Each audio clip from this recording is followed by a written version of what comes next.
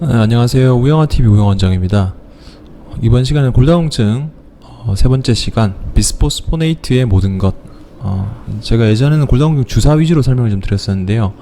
가장 많이 사용하시는 처방받고 계시는 비스포스포네이트라는 약에 대해서 알아보는 시간을 갖도록 하겠습니다.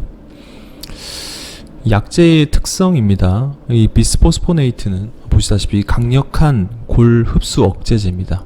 그래서 뼈를 파괴하는 파골세포의 그 작용을 억제함으로써 척추 및 대퇴골의 골밀도를 5에서 10% 증가시키고 골절을 절반 이상 감소시키는 효과를 보이고 있죠.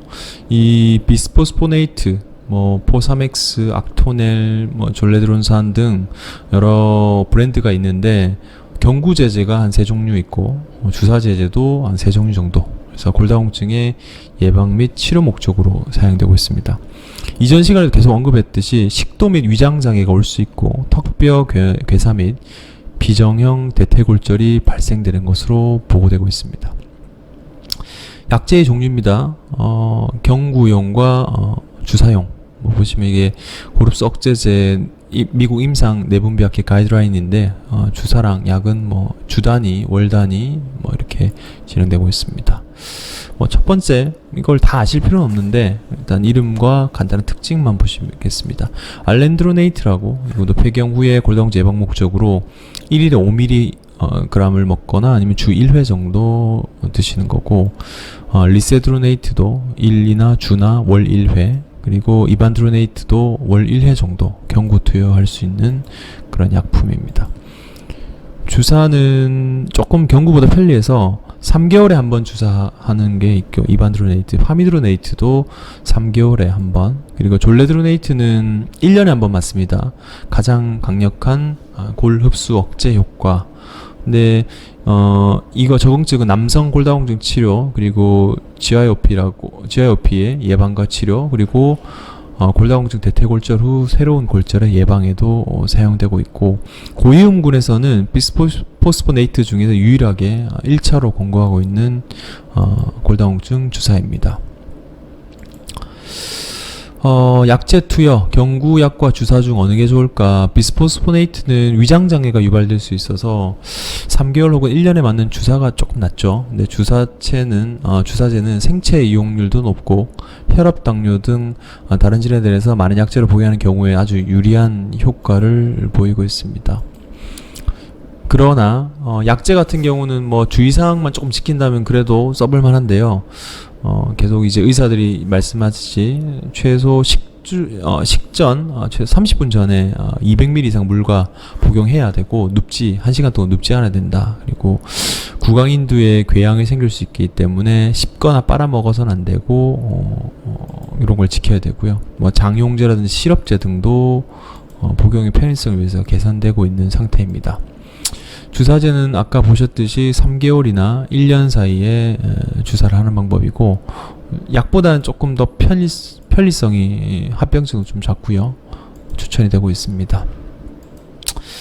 이상 반응입니다. 경구용 비스포스포네이트는 위장 장애가 있습니다. 바로 눕거나 적은 양의 물을 같이 하시면 안 되고요. 반드시 200ml 이상의 물을 드시고 1시간 이상 돌아다니셔야 됩니다. 그리고 급성 반응 같은 경우는 과량 복용을 하거나 주사제를 사용할 경우 두통과 근육통, 발열 증상이 좀 있습니다. 그래서 아스타미노펜이라든지 스테로이드 등을 미리 예방 차원으로 투여할 수도 있습니다.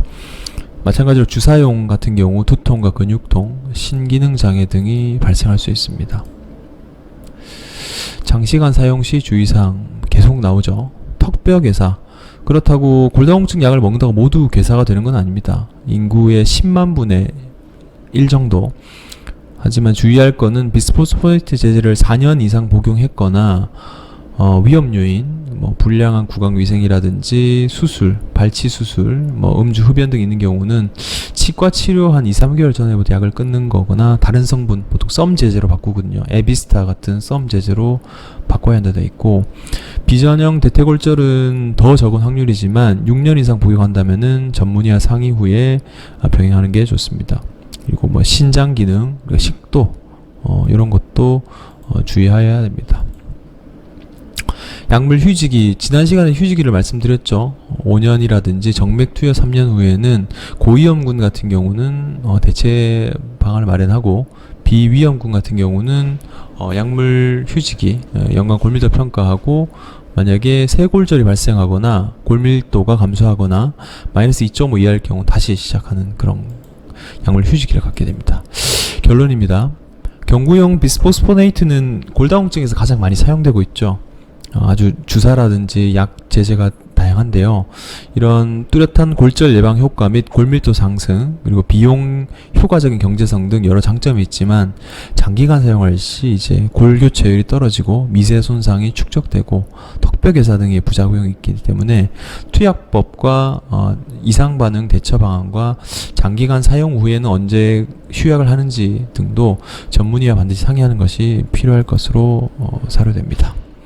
이번 비스포스포네이트, 발음이 어렵네요. 비스포스포네이트의 모든 것 영상은 여기까지고요. 다음 시간에도 더 나은 주제로 찾아뵙도록 하겠습니다. 감사합니다.